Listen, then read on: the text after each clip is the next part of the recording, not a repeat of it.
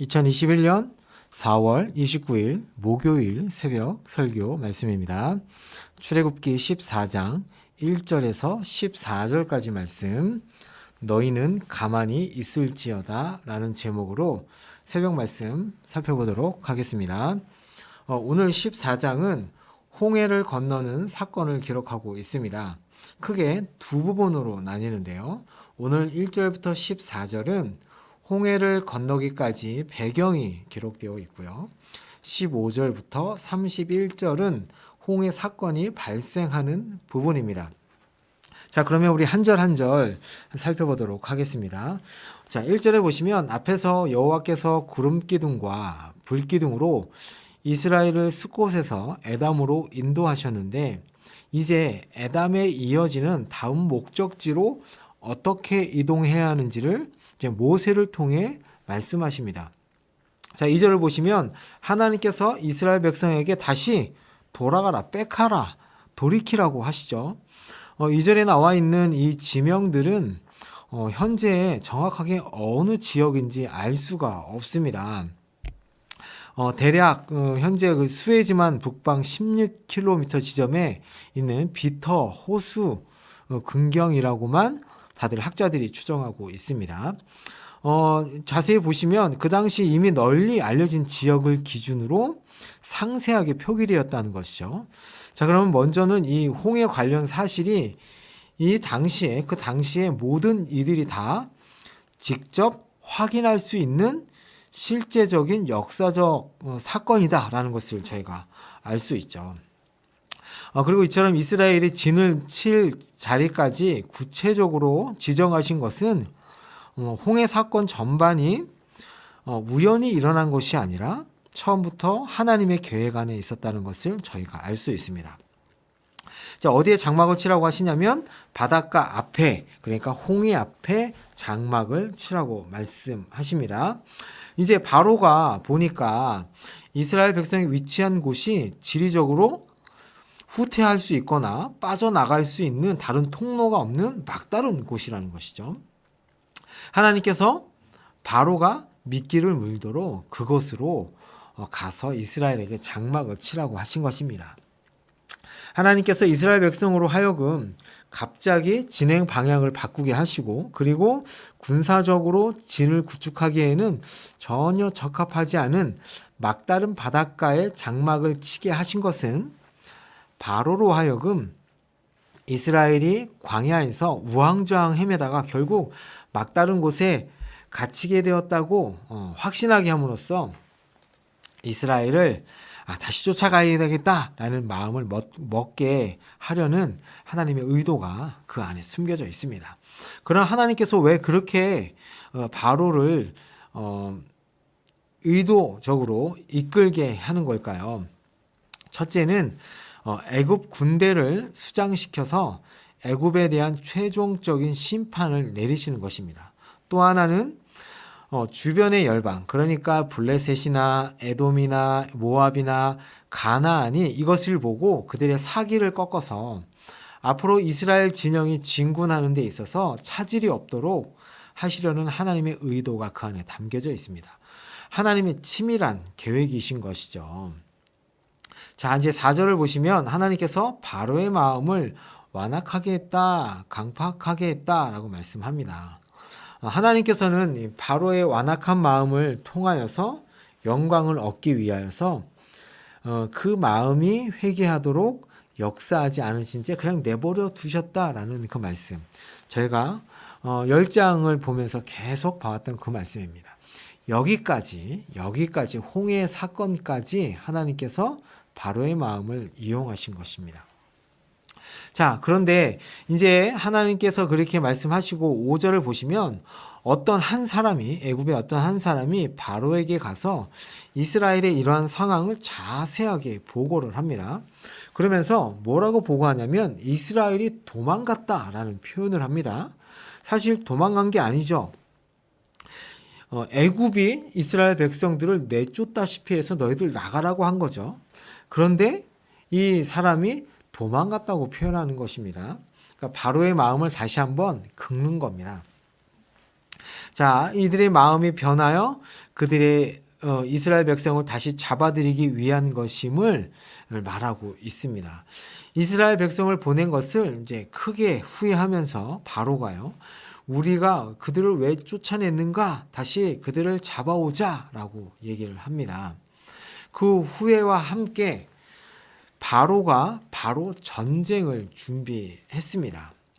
그 전쟁을 혼자 준비하는 것이 아니라 바로와 같이 완악한 백성들이 전부 다 전쟁을 준비했다라고 6절에 말씀합니다. 근데 이 군대가 이 전쟁 준비를 한 게 이 군대가 그냥 군대가 아닙니다. 보니까 특별병거라고 얘기하죠. 그 얘기는 특수부대까지 동원해서 이스라엘을 쫓아가는 것입니다.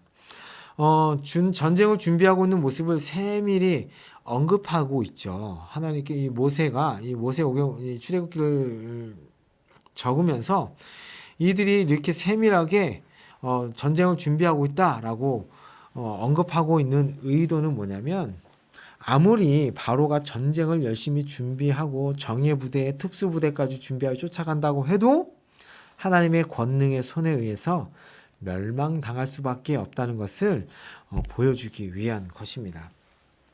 자, 그리고 나서 7절을 보시면 이스라엘 백성이 담대히 나갔다라고 표현하죠. 여기서 이 담대히 나갔다라는 이 표현은 뭐냐면 손을 높이 들고 나갔다라는 말입니다.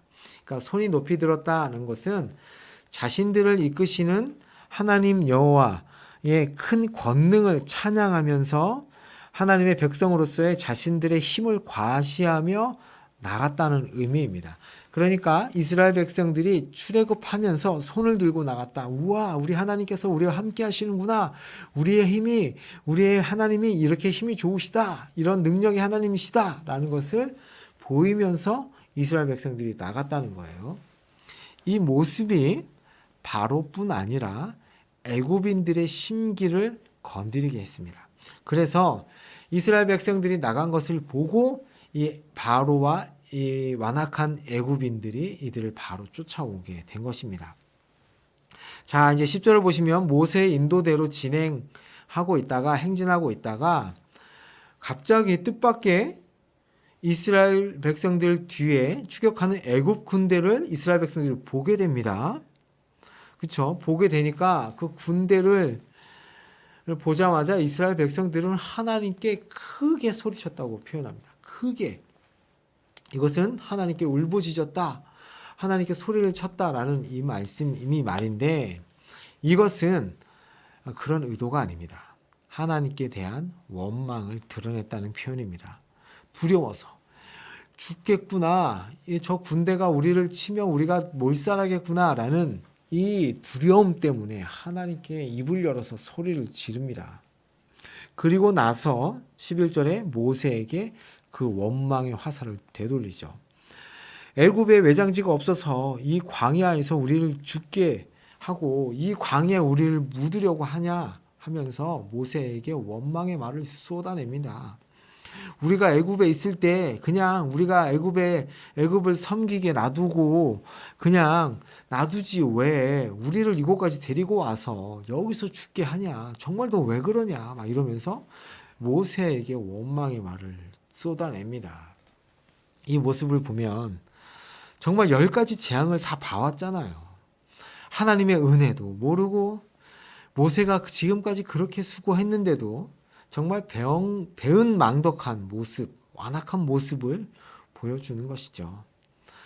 참 우리의 모습입니다. 우리의 모습. 우리에게 끊임없이 하나님께서는 참아주시고 은혜를 베풀어 주시는데도 불구하고 무언가 좀 하나만 불만한 거리만 찾으면 그렇게 원망하고 환경을 탓하는 우리의 모습이기도 합니다.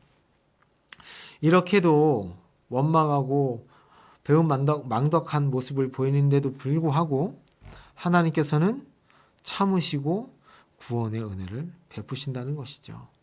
이래서 하나님의 그 은혜가 한량없다는 것입니다. 자, 그리고 나서 이제 13절에 모세가 얘기하는 아주 중요한 구절, 많이 들어보셨던 구절이 등장합니다.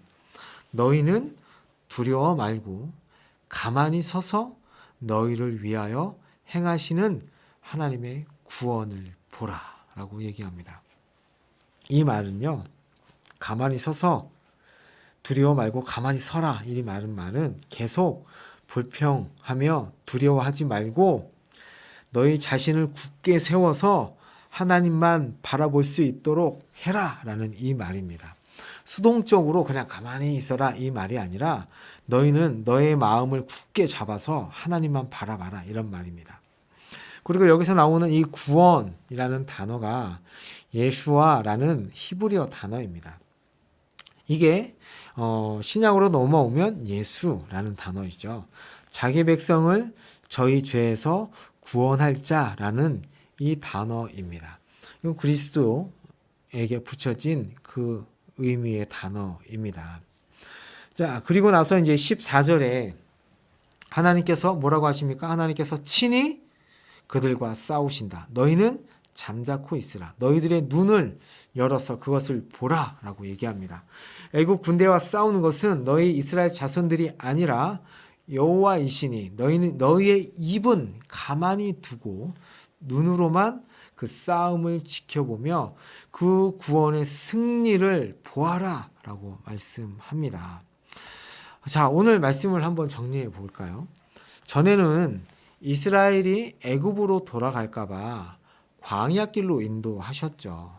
그 해변길이 아니라 광야길로 인도하셨던 하나님이 이제 뒤로는 바로 군대가 앞에는 홍해의 바다가 길을 가로막는 그 궁지로 하나님께서 인도하십니다.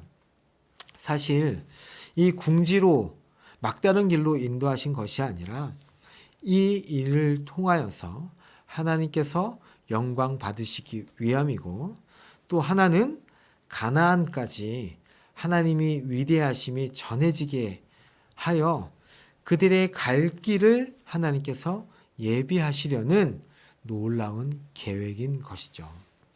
우리 인생 가운데도 마찬가지입니다. 이렇게 막다른 골목에 몰릴 것 같은 때가 있습니다.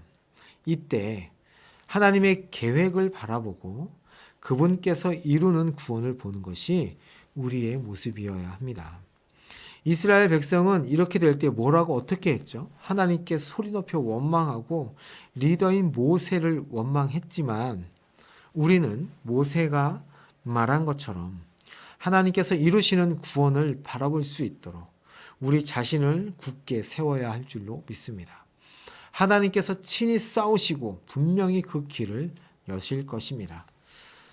오늘도 그렇게 하실 하나님을 바라보시면서 하나님의 구원을 바라보시면서 가만히 서서 하나님의 구원을 체험하시는, 보시는 하루가 되시기를 예수님의 이름으로 축복합니다. 아멘. 제가 기도하겠습니다. 하나님 아버지, 우리의 인생 가운데 놀라운 일을 행하실 주님을 기대합니다. 앞이 캄캄하여 보이지 않고 우리를 삼키려고 뒤에서 쫓아오는 원수가 가득할 때 우리의 눈이 주님을 바라보게 하시고 우리를 위해 예배하신 그 계획을 바라보며 믿으며 하나님께서 이루실 구원을 기대하는 저희들이 되게 하여 주옵소서.